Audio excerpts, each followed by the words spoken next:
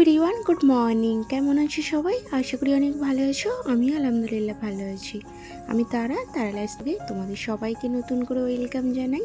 সকালবেলা এক কফি করে নিয়েছিলাম, তারপরে এসে আজকে ঝুলাটায় বসে কফিটা পিলাম। কারণ সকালবেলা হচ্ছে যে রাজা এখনও ঘুমাচ্ছে, তো খিড়কিটা সেজন্য আর খুললাম না। আর আমার ব্যালকনিটাতে আজকে আমি একটু বসতে পারলাম না, তো ঝুলাটায় বসলেই না ঘুম পেয়ে যায়, এত ভাইব্রেট হয়। আর মানে ঝুলাটা না এত ভালো, তো যেই বসে না এত আরাম দেয় ঝুলাটাতে।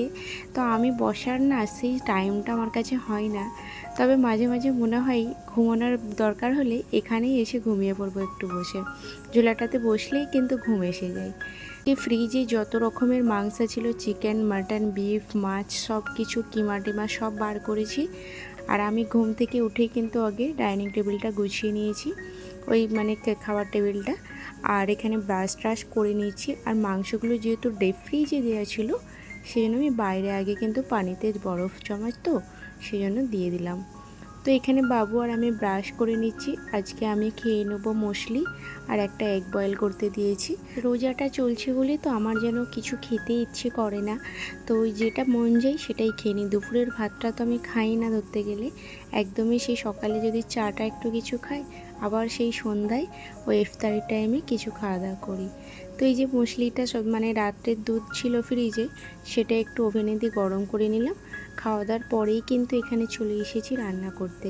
তো আজকে আমার সকালের দিকে রান্না টান্না কিছু করেছিলাম না, কারণ আমি ওই বললাম যেটা যে আমি দুপুরে কিছুই খাই না, তো সেই জন্য একদম রান্নার কাছে চলে এসেছি। আর রান্নাতে কিন্তু এটা ডাল ভনা করছিলাম। তো যেহেতু অনেক কিছু রান্না হবে, তা আমি একা হাতে, তো সেই জন্য আমাকে এমনভাবেই ম্যানেজ করে করতে হবে। আর টাইমটা না হলে মেনটেন হবে না, কারণ ইফতারের সময়তেও অনেক কিছু ব্যবস্থা করতে হবে। তো সেই জন্যই একটু তাড়াতাড়ি রান্নাটা একদম বসিয়ে দিয়েছি। হ্যাঁ, বলতে তো ভুলেই গেলাম, আজকে কিন্তু এত রান্নাবান্নার তোড়জোড় চলছে, কিন্তু আমাদের বাড়ির জামাই আসবে আর সাথে দিদিরাও কিন্তু আসবে। তো সেই জন্যই কিন্তু আমি এত রকমের রান্নাবান্না করছি। আর এই ডিম বসিয়ে দিয়েছি বয়েল করতে, ওই ডিমের কোরমা করব। তো ডালটাও এদিকে হয়ে গেছে, আর এদিকে আলু বেগুনটাও এখন নুন লঙ্কা হলুদ দিয়ে শুধু রেখে দিচ্ছি। পরে যখন ফ্রাই করব তখন একটু আদা রসুনের পেস্ট দিয়ে ওটা ফ্রাই করে নেব। তো এই যে আমি একটা না মল থেকে ছোট্ট মতো, মানে ওই ধাবাতে যেই সব কড়াগুলো পাওয়া যায়, অমন একটা স্টিলের ছোট্ট কড়া নিয়ে আসলাম ওই খাবার টাবার সার্ভ করার জন্য। কিন্তু ওটার না কোনো দেখছি ঢাক্কানোতেই লাগছে না, সেই জন্য ফয়েল পেপার দিয়ে মুখটা প্যাক করে রেখে দিলাম। তো এখানে আমি একটা কাবাব বানাবো, আর একটা কিন্তু মুগ ডাল ভিজিয়ে রেখেছিলাম, সেই মুগ ডালের ওই বড়া করবো। ওই কাঁচা পেঁয়াজ, কাঁচা লঙ্কা আর ধনিয়া পাতা, সব কিছু, লঙ্কা গুঁড়ো, হলুদ গুঁড়ো, নুন, জিরা গুঁড়ো, গোটা জিরা সব কিছু দিয়ে এটাকে মানে মিক্সড করে নিচ্ছি। তো এর বড়াটা বেশ ভালো লাগে খেতে। আর এদিকে কিন্তু বিফটাও আমি মশলা মাখিয়ে রেখে দিয়েছি। এদিকে একটু সেমই রান্না করছিলাম, যেটা শাহী কোরমা। রাজা যেহেতু শাহী কোরমাটা না খুব পছন্দ করে, তো যখনই কোনো গেস্ট আসে তো ও বলে একটু বানাও, ওই বাহানায় কিন্তু ওরও ভালো হয়। তো ও ভালোবাসে বলেই বানায়। আর যেহেতু নতুন জামাই, সেজন্য কিন্তু একটু বেশি আয়োজন করতে হচ্ছে। আর হ্যাঁ, আমি যেহেতু সম্পর্কে শাশুড়ি, তবে তার সামনে ভিডিও করতে পারবো নাকি সেটা আমি বলতে পারছি না। তো আমি সেই জন্যই আগে থেকে সব কিছু রান্নাবান্না ক্যাপচারগুলো করে নিচ্ছি, কারণ আমি তার সামনে কিন্তু ভিডিও করতে কথা বলতে কারোর সামনে ফোন ধরে দাঁড়িয়ে ভিডিও করতে না আমার একটু আনকমফর্টেবলই লাগে। তো সে আবার যদি নতুন কেউ হয়, সেটা তো আমি পারবোই না। আমি না একটু ব্যস্ত ছিলাম বলে রাজাকে দিলাম যে বেডশিটটা একটু চেঞ্জ করে দাও না। আর কারণ বেডশিটটা চেঞ্জ করতে একটু সময় লাগবে, তো ও যেহেতু আজকে বাড়িতে ফ্রি আছে, তো ওর তো আমার কিছু হেল্প করতে পারবে না এদিকে, কারণ এইসবের ও কিছুই জানে না। তো আমাকে বলছিল কিছু যদি হেল্প লাগে বলবে, তো আমিও বললাম তুমি এক কাজ করো, বেডশিটটা যদি পারো চেঞ্জ করে দাও। এদিকে মাটনও নিয়ে আসছে, মাটনটা ম্যারিনেট করতে দিয়ে দিলাম। আর বিফটা রান্না করছি না, বিফটা বারও করেছিলাম, আবার কিন্তু ফ্রিজে করে দিয়েছি সমস্যা। এখানে কিছু চিকেন কাঠিও বানিয়ে নিয়েছিলাম। তো চিকেন কাঠিটা বানানোর আমি রেসিপিটা আর দেখালাম না, কারণ এর আগেও ভিডিওতে আমি দেখিয়েছি।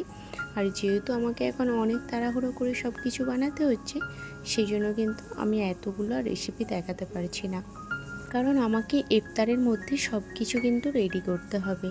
তো এদিকে রোলগুলো মোটামুটি ফ্রাই হয়ে গেছে, আর আজকে একটু বেশি বেশি করেই করছি, যেহেতু আজকে কিন্তু বাড়িতে অনেকেই আছি, তো সেই জন্য সব কিছু একটু বেশি বেশি করছি। আর পাশের বাড়িতেও কিছু দেবো।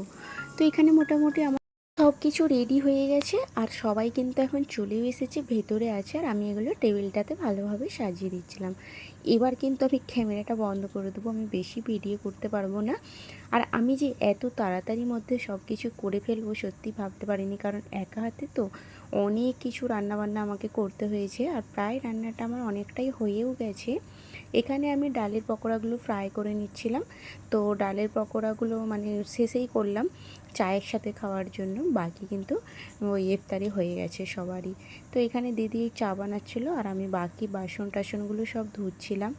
দুবার না আমাকে বাসন ধুতে হলো, এত বাসন জমে গিয়েছে কি বলবো।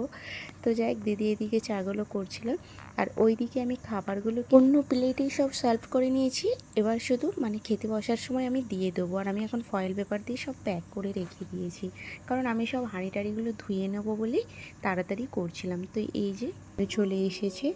আর আমি আজকে রান্নায় করেছিলাম মাছ ভাজা, বেগুন ভাজা, আলু ভাজা, আর এখানে আছে মাটন কষা, চিকেন কষা, আর ডাল করেছিলাম, আর ডিম হচ্ছে ওই কোরমা করেছিলাম, আর সাথে শাহী কোরমা করেছিলাম, স্যালাড। তো এইগুলোই করেছিলাম। যতটা ম্যানেজ করতে পেরেছি ততটাই কিন্তু করেছি।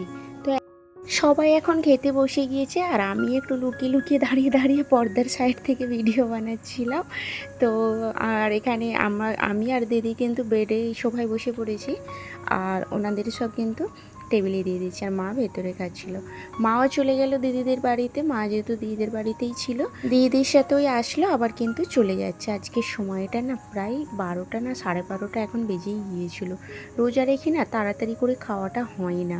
তো এখানে খাওয়া দাওয়া হয়ে গেছে, আমি টেবিলটাও মুছে নিয়েছি একটু।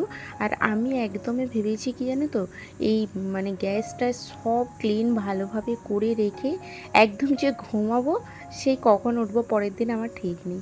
কারণ আমার না মানে শরীরটা অনেক থাকান হয়ে গেছিলো আজকে। তো আমি সারা রাত কাজ করতে পারবো চলবে, কিন্তু সকালে না আমি একদম ভোর উঠতেই পারবো না। তো সেই জন্য আমি এত বাসনগুলো আবার ধুয়ে নিচ্ছি।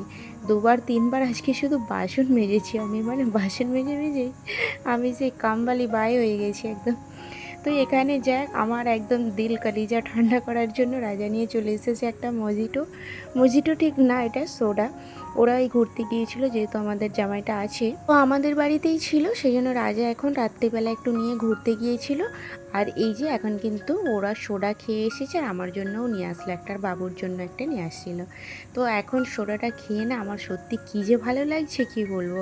কারণ এখানটায় দাঁড়িয়ে দাঁড়িয়ে যে বাসন মাজছিলাম, এত গরম হচ্ছিল আর পারছিলাম না। কিচেনে যেহেতু পাংখা নেই না, এরই একটা প্রবলেম হয়ে গেছে আমার। তো এখন কিন্তু আমার বাসন টাসন সব ধোয়া কমপ্লিট।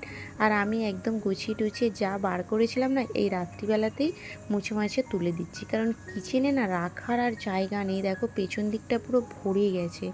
তো আমি ভেবেছি এখানটাতে পুরো খালি করে দেবো, তারপর আমি শান্তি। দেখো আমি খালিও করে দিয়েছি। এখন কিচেনটা মানুষ মনে হচ্ছে, সারা দিন না কিচেনে যে অবস্থা হয়েছিল, আমি নিজেই ঢুকতে কেমন হচ্ছিল।